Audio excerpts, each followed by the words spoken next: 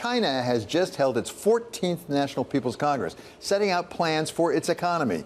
Here to take us through what we learned is Elizabeth Economy, Hoover Institution Senior Fellow. So welcome back. Great to have you. Thanks so much, David. What did we learn? I think the big takeaway from this NPC was basically that economic reform and opening is off the table for the foreseeable future. The message coming out of the NPC was basically all about state-directed, party state-directed investment. You know, investment in the military, investment in R&D, investment in advanced manufacturing. You know, we even had a reference to a new leap forward, which is a kind of unfortunate reference back to the Great Leap Forward, which killed tens of millions of Chinese people. But I think, again, there was very little about the private sector, very little, sort of about welcoming back foreign investment, and very little about the consumer. So it's about control over the economy. And I'd say control over the information space. What does that mean for growth? Because President Xi must be a little concerned about growth. He's got demographic issues, he's got real estate issues, he's got debt issues. He must be concerned about growth. Is that state control his theory about how he's going to get the thing growing again? Absolutely. I think it's about investing in technology, right, and advanced manufacturing. And so when Xi Jinping talks about, marshaling the, new productive forces, right, he's very explicit. It's about space commerce. It's about EVs. It's about AI. There's a whole AI plus initiative, right? They're going to integrate AI through all the sectors of the economy. It's moving away from the traditional investment in the property sector, which, as everybody knows, has, been quite weak and sort of, oversubscribed, into advanced manufacturing, into innovation. So that's how he's going to grow the economy. It's relying on those coastal provinces where you do have the innovation, you do have an incredible manufacturing ecosystem, and leaving the rest of the country really to suffer through.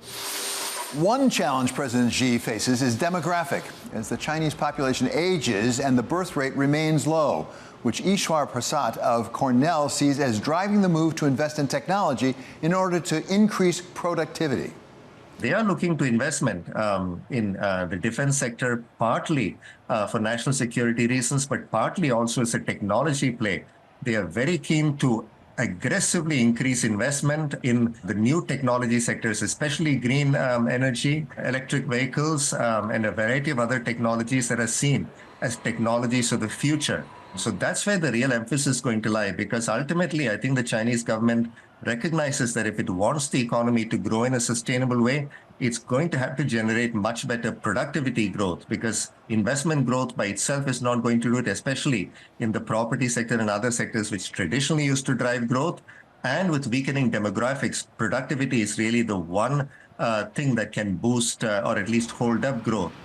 I was in China back in August and had the opportunity to meet with a number of senior economic officials. I went with Secretary Raimondo, and we heard consistently all the way down from the premier down to the Minister of Commerce, they welcome foreign investment. They want U.S. business to be there, and they're all holding meetings with international business, telling them that we welcome you.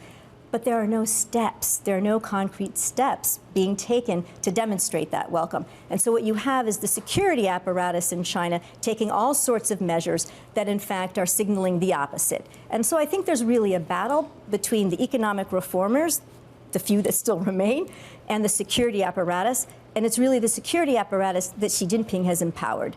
And so I think in that battle, it's clear that the security side of things is winning. Whatever the shape of the Chinese economy, it is the second largest in the world.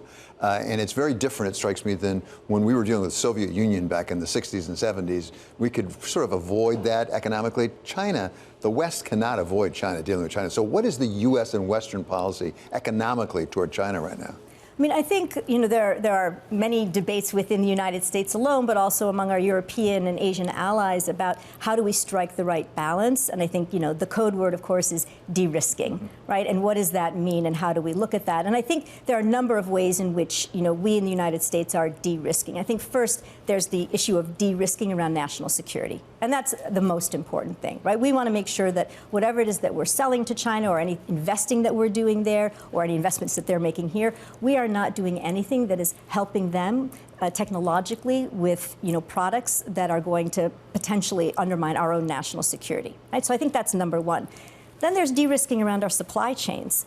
And I think that's, basically that happened because of COVID, right? COVID was our wake-up call. When we couldn't get, personal protective equipment, the PPE that we needed, right? It was all located in China, all the manufacturing of the gloves and the masks and everything else, right? We realized that we can't afford to have that kind of dependence on any one source. And so, now the big issue, of course, is semiconductors, and that actually isn't even about China, that's about Taiwan. Right, our reliance on Taiwan for advanced semiconductors. So it's about talking with our businesses, about businesses themselves, understanding, right, the risks of an overdependence on China or any other one, sort of one source for critical supply. President Biden, what's your message to China today? Geopolitics figures prominently in Chinese economic plans as its traditional reliance on exports comes into question, which will force it to look inward for the growth it needs. I think what they articulated some years ago is the dual circulation policy, remaining engaged with the rest of the world, but becoming internally self-reliant in terms of technology, in terms of innovation, in terms of markets. That, I think, has probably become an even greater force that is driving the structure of economic policies right now, because it's not just the US, but the West more broadly, including Europe and Japan, which are very important export markets for China, that are very concerned right now that what has happened in the last 2 or 3 years, the huge expansion in supply and essentially manufacturing capacity in China, but with demand remaining weak, means that China is going to have to export a lot of its output. And this is something that really unsettles countries around the world that are China's big export markets. So if you take EVs, for instance, that is an area where there is a very significant concern that the US and other countries have about China beginning to dominate those markets with its still relatively low cost and low wage structure. So barriers are going to come up, and I think China recognizes that it's going to have to rely a lot more on domestic rather than external demand. And just as China needs to look more towards its own economy for growth, the United States is investing heavily in some of the areas that until now China has taken the lead on.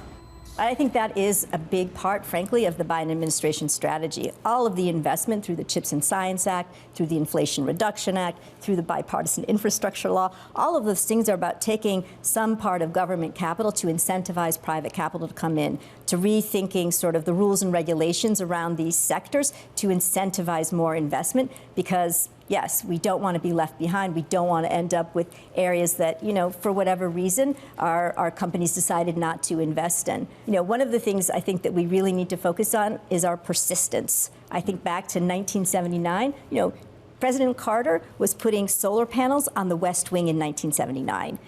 Ronald Reagan, and he did a lot of great things, gutted, the renewable energy effort within the government.